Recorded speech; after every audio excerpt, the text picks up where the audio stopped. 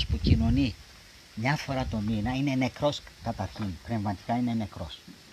Διότι πώς πάτε αντίθετα με τους Αγίους που ένας Μέγας Βασίλειος λέει, εμείς λέει κοινωνούμε 4 φορές την εβδομάδα και λέει ποιες μέρες. Κοινωνούμε λέει ακόμα και όταν γιορτάζει μνήμη κάποιου Αγίου, σχεδόν κάθε μέρα. Και έρχεστε εσείς και μου λέτε αυτό θα γίνει συνήθεια και δεν θα γίνει συνήθεια μια φορά το μήνα. Αυτό είναι παραλογία. Ναι, αλλά ο Μέγας Βασίλης ήταν από τους πιο αυστηρούς πατέρες. Εμείς αυτά δεν μπορούμε να τα ακολουθήσουμε που λέει ο Μέγας Βασίλης. Πιο ανθρώπινος ερχόταν ο Άγιος Χρυσόστομος. Το ίδιο λέει. Θα σας το δώσω να το διαβάσετε. Ναι. Ο Άγιος Χρυσόστομος Και λέει, κοινωνούσαν ήδη να το λέει κάθε μέρα. Ναι, οι χριστιανοί τότε κοινωνούσαν κάθε μέρα, αλλά τι κάναν, βάζαν το βράδυ φασόλια ξερά και τα τρώγανε το πρωί έτσι όπως ήτανε. Τα βάζανε στο νερό. Εμείς μπορούμε να κάνουμε τέτοια νηστεία. Και πώς το ξέρετε εσείς ότι κάναν αυτό το πράγμα? Πώς το ξέρετε? Δεν υπάρχει γραμμένο. Πού το είδατε? Εγώ δεν το είδα ποτέ. Θα σας το...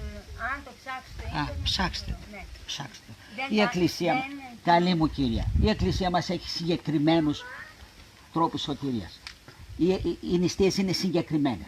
Τετάρτη, Παρασκευή, όλο το χρόνο. Σαρακοστές, 15 Αύγουστο των Αποστόλων. Τήρησε σε αυτά. Δεν υπάρχει έξτρα νηστεία για να κοινωνήσεις. Εκτός και αν δεν μιλάς με τον γειτονά σου, με τον άντρα σου, δεν ξέρω τι έχεις. Όχι, τέτοια δεν έχω. Όταν δεν υπάρχουν κολλήματα άλλα, Ναι. δεν σε κολλεί. Διότι, για πείτε μου τότε, γιατί πάτε εσείς στην Εκκλησία? Αν κοινωνείτε μια φορά το μήνα, για ποιο σκοπό πάτε τις άλλες μέρες? Να λειτουργηθώ. Τι θα πει να λειτουργηθώ? Να κάνω έργο με το λαό. Έργο να κάνετε με το λαό μέσα στη Θεία Λειτουργία? Ναι, με τον ο παπάς μπορεί να κάνει μόνο τη λειτουργία. Δεν θέλει λαό. Θεέ μου, τέτοια άγνοια. Και φαίνεται ότι είσαστε και άνθρωποι τέτοια άγνοια. Διότι υπάρχει κανόνας, αποστολικός κανόνας που λέει, διαβάστε το, χριστιανός που βρίσκεται στη Θεία Λειτουργία και δεν κοινωνεί να αφορίζεται. Έτσι λέει.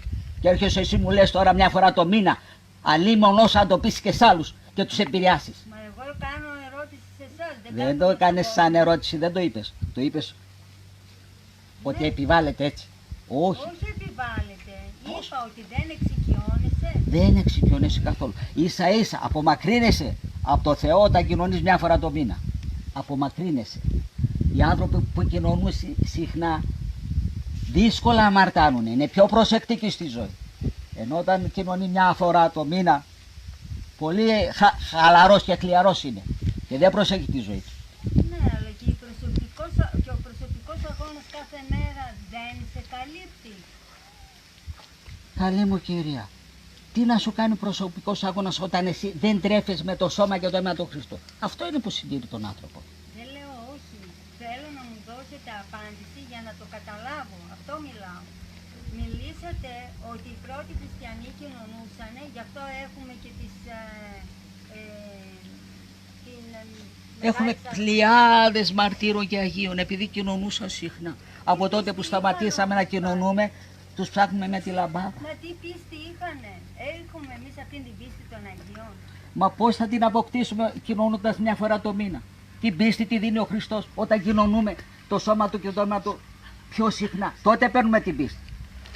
23 χάρες παίρνει ο άνθρωπος όταν κοινωνεί.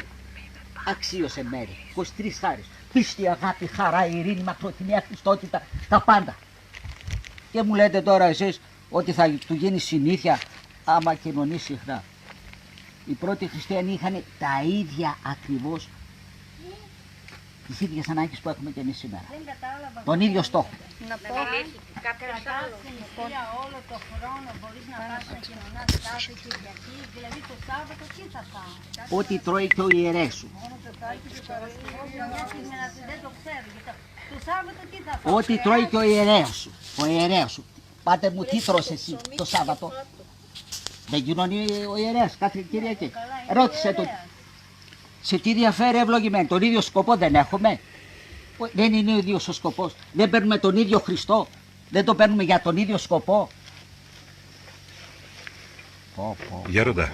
Ευλογείτε. Συγχωρέστε με για τον τόνο της φωνής μου, Πάνω σε αυτό. γιατί δεν φανταζόμουν ότι υπάρχει τέτοια άγνοια. Δεν το φανταζόμουν. Αλήθεια σας λέω. Γιατί φαίνεστε ότι θρησκευόμενοι φαίνεστε. Έτσι φαίνεστε τουλάχιστον. Θα μπορούμε να κοινωνούμε. Μα και εμείς πιστεύουμε τη Σαρακοστή ευλογημένη. Είναι 220 μέρες του χρόνου είναι οι νηστείες. Πόσες θα βάλεις άλλο? Πόσες άλλες θα βάλεις? Και δεν λέει πουθενά η Εκκλησία μας ότι πρέπει να νηστέψεις έξτρα για να κοινωνήσεις. Πουθενά. Εκτός υπάρχουν κάποιοι πνευματικοί και βάζουν έναν κανόνα, γιατί ξέρουν αυτοί τα προβλήματα του καθενός και σου λέει εσύ θα νηστέψεις ξέρω εγώ 3 μέρες και θα πας να κοινωνήσεις. Είναι κάτι διαφορετικό είναι. Δεν είναι ο κανόνας. Ο κανόνας είναι νηστεύεις όλο το χρόνο, είτε κοινωνείς είτε δεν κοινωνείς. Αν θέλεις να είσαι χριστιανός θα νηστέψεις όλο το χρόνο όπως λέει η Εκκλησία μας, και αν έχεις ευλογία θα κοινωνείς. Έτσι.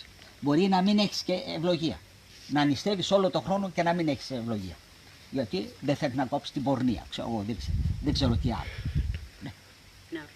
Ευλόγησου.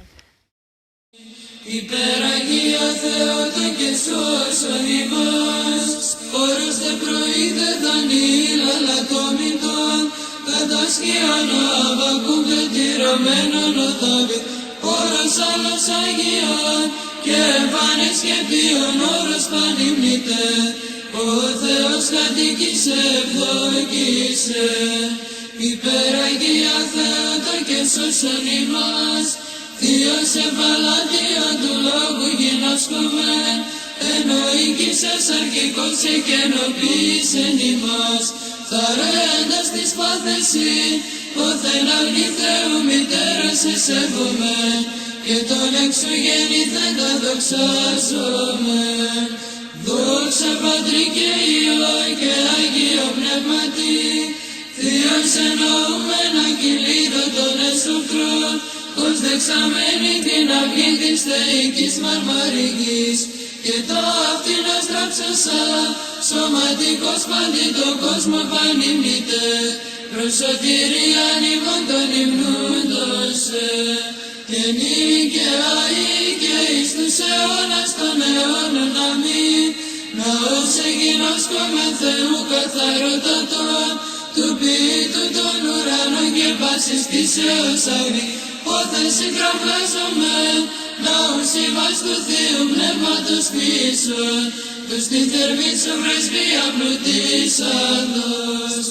Υπεραγία Θεότο και σώσον ημάς, διασέβου της ψυχής τα αγνήματα πάναν, κι τεκούσα των θεσνών σου συμφωνίας αμέρων, της αυτού παθήμας ή της σωτηρής και πανσέπτης, κι να πίστας μεγαλύνωσε. Υπεραγία Θεότα και σώσον ημάς.